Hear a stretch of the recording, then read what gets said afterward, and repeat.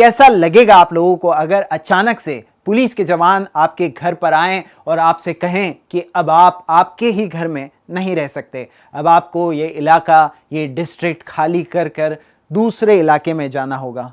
ऐसा ही कुछ इम्फाल के न्यू लंबू लेन में रह रहे कुछ कुकी परिवारों को लगा। दरअसल 2 सितंबर की रात को मणिपुर की इम्फाल ईस्ट की पुलिस, उनके साथ असम राइफल के लोग, असम राइफल और मणिपुर की पुलिस न्यू लंबुलेन में रह रहे आखिरी जो कुकी परिवार थे, जो 24 लोग थे, उनके पास इनकी टीम जाती है और रात को उनसे कहा जाता है कि अब आप लोग इम्फाल में नहीं रह सकते। उनको ज़बरदस्ती, ऐसा वहाँ के लोगों ने बताया कि उनको ज़बरदस्ती उनके घरों से निकाल कर कांगपोकपी के मोडबुंग की तरफ शिफ्ट कर दिया गया। वो लोग बताते हैं कि हमें हमारे कपड़ों को भी पैक करने का वक्त नहीं दिया गया। वो लोग बताते हैं कि ये 2:30 बजे रात की घटना है। वो चाहते थे कि उनके ज़रूरी सामान वो साथ ले जा सकें, लेकिन उनको जो ऑफिशियल्स वहाँ पर आए थे उन्होंने उन्हें उसका भी वक्त नहीं दिया। ऑफिशियल्स ने उन्हें कहा कि हमारे पास गृह मंत्रालय की तरफ से आदेश हैं और आपको अभी इसी वक्त ये इलाका खाली करना पड़ेगा।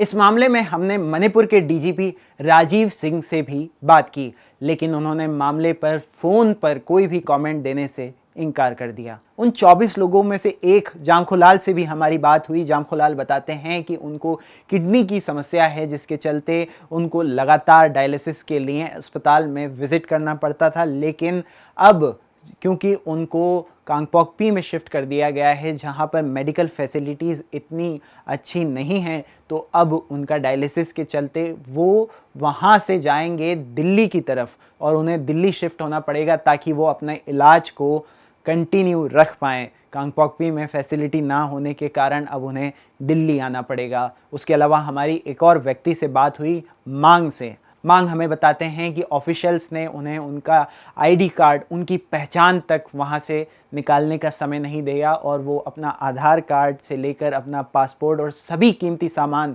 यहाँ तक कि वहाँ के लोग अपना पैसा भी अपने घरों में भूल गए।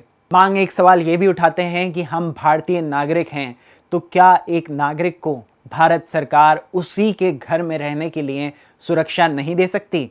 इम्फाल के न्यू लंबू लेन में कुकी समुदाय के लोग आज से नहीं, काफ़ी समय से रहते आ रहे हैं।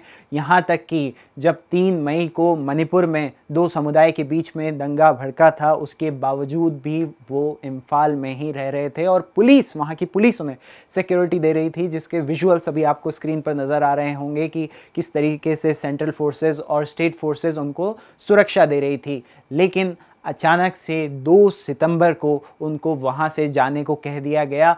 ये तब हुआ जब 3 सितंबर को मणिपुर की जो हिंसा है उसको 4 महीने पूरे हो गए। उससे एक दिन पहले ये जो आखिरी कुकी परिवार थे उन्हें भी इम्फाल वैली से निकाल दिया गया। अब ये कहा जा सकता है कि इम्फाल में कोई भी कुकी समुदाय का व्यक्ति नहीं बचा है।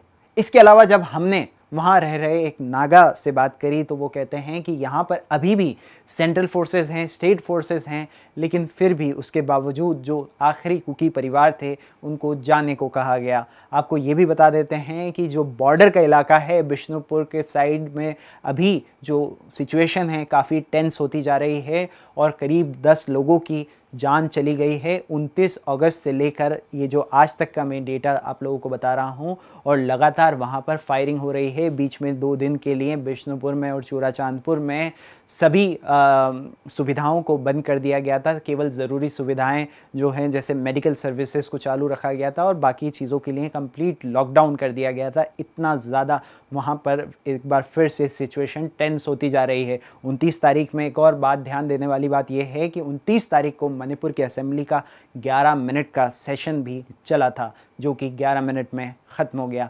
इसके अलावा आप लोगों को ये भी बता देते हैं कि जिन 24 लोगों को न्यू लंबुलेन से निकाला गया उन्होंने एक स्टेटमेंट भी दिया है। उन्होंने कहा है कि ये भारत का फेलियर है कि वो अपने नागरिकों को सुरक्षा भी नहीं दे पाए। आपको एक और बात बता देता हूँ जाने से पहले कि 31 अगस्त को 6 लोगों की जो बॉर्डर पे जारी हिंसा है उसमें जान चली गई। और बॉर्डर के लिए एक और बात मुझे याद आती है कि अमित शाह से जब हाल ही में जो बीरेन सिंह हैं उनकी मुलाकात हुई थी, उस वक्त उसके बाद एक गृह मंत्रालय की तरफ से कहा गया था कि जो बॉर्डर का इलाका है, जो बफर जोन है, वहाँ पर और सिक्योरिटी को टाइट कर दिया जाएगा। लेकिन उसके बावजूद भी इतने लोगों की जान जाना कई सवाल खड़े करता है।